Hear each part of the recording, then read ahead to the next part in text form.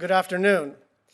Last month, we passed the one-year mark since the World Health Organization declared COVID-19 a global pandemic. But two dates in March 2020 stand out to me. March 2nd, the first known COVID-19 case documented in a Native community, and March 18th, the first known COVID-19 related death of a Native American. In just 16 days, everything had changed. The coronavirus was no longer an abstract threat. It was real. It was in Native communities. And it posed one of the greatest threats to Native American health in more than a century. Despite decades of underfunding and almost zero access to critical pieces of our national public health infrastructure, Native health systems did their best to rise to the challenge.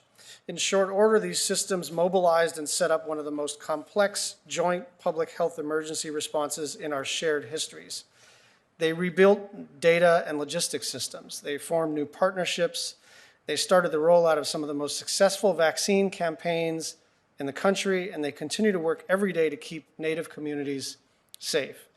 It really is remarkable how Native health systems have overcome long odds, considering how under-resourced they were to begin with.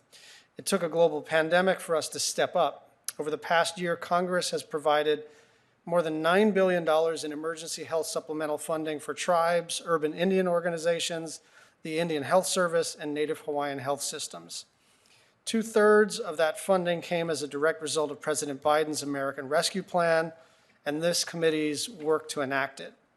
This historic funding is proof positive that help is here, that we understand our trust responsibilities, that we can do the right thing.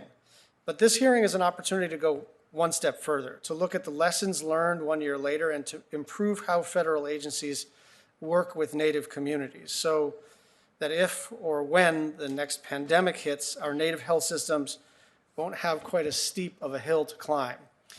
Before I turn to the Vice Chair, I want to extend a warm welcome and aloha to Dr. Daniels and my thanks to our witnesses for joining us today. I look forward to hearing the unique perspectives of each of you as we have this conversation. Vice Chair Murkowski.